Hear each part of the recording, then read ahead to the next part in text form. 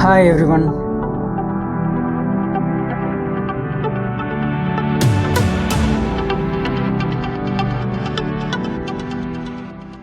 All right, today we are going deep on the tiny little components that, let's be honest, make our entire modern world tick: power transistors.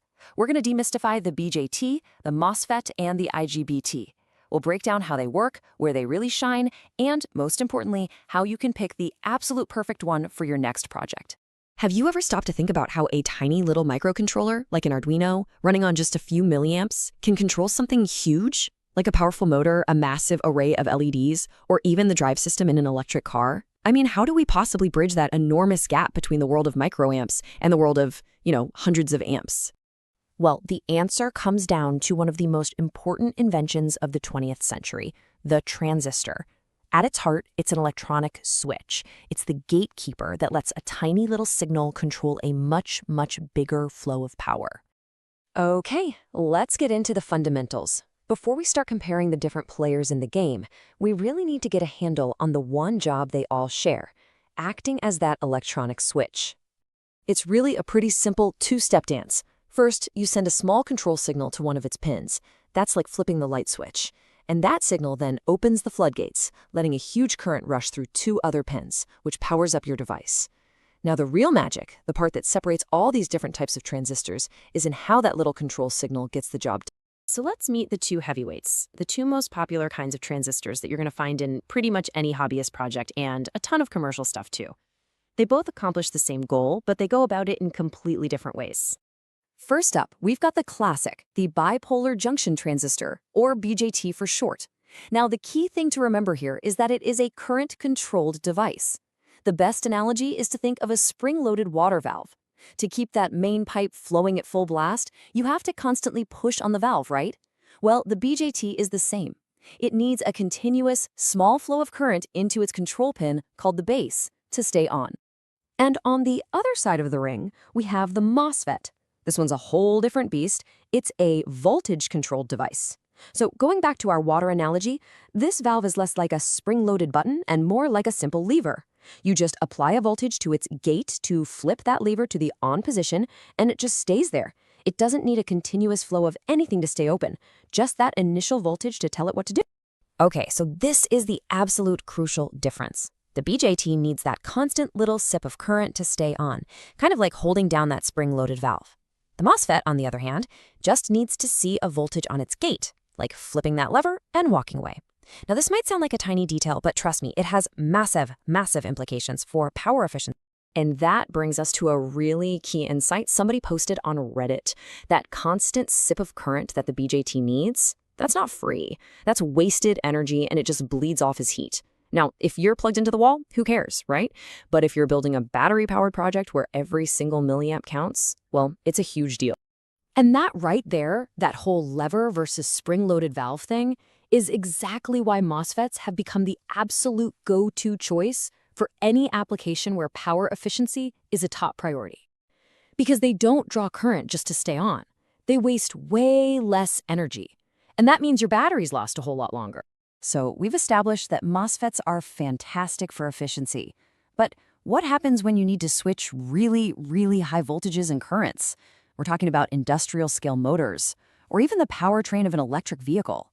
For those jobs, you got to bring in a heavy hitter.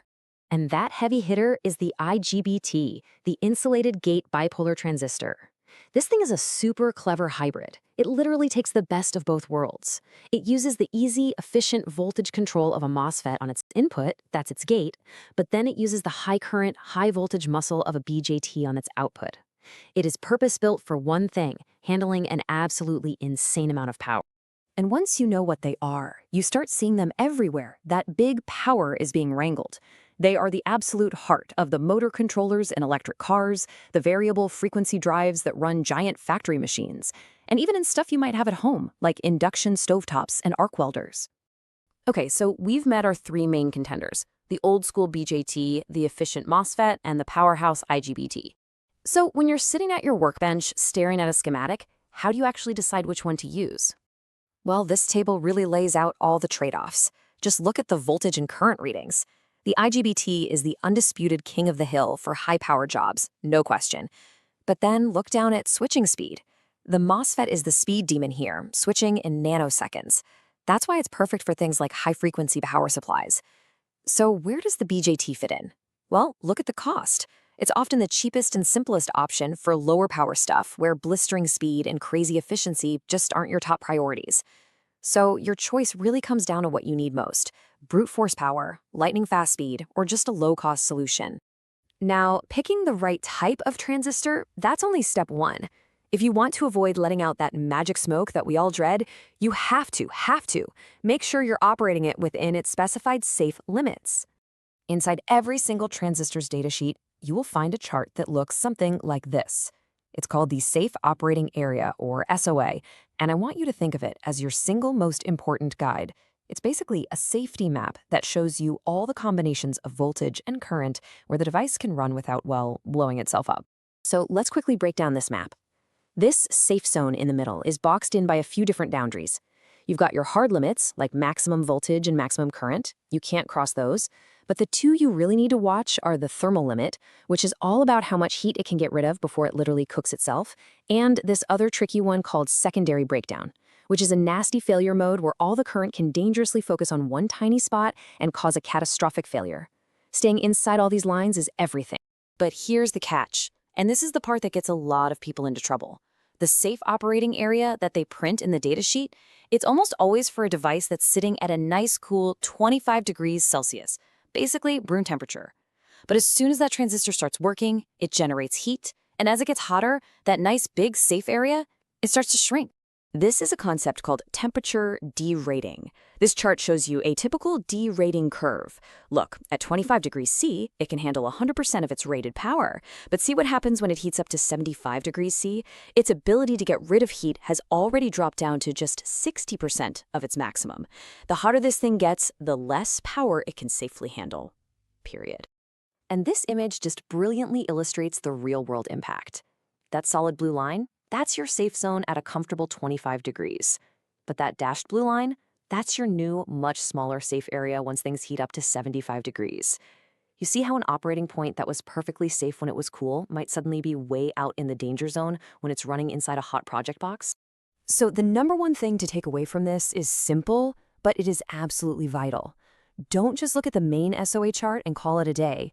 You have to account for the actual temperature your component is going to be running at in the real world. Calculating that derated, smaller SOA is the absolute key to building a robust, reliable circuit that's not going to fail on you when things get hot. You know, from the humble little BJT to the absolute beast that is the IGBT, these devices are really the invisible workhorses of our entire technological world.